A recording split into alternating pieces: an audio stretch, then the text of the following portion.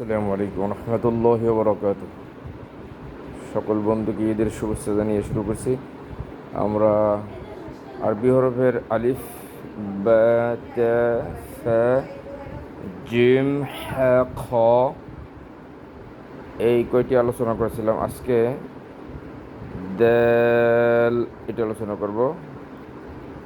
দাল দাল মাখরাজ হচ্ছে, দালের মাখরাজ হচ্ছে জিহ্বার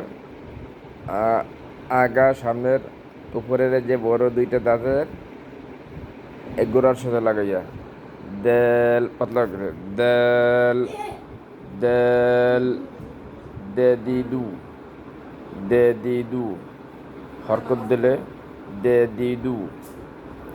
আর দাল হচ্ছে কলকল হরফ। যখন কলকল হবে, সাকিন হবে, তখন উচ্চারণ হবে এদ ঈদ উদে এদ ঈদ উদে।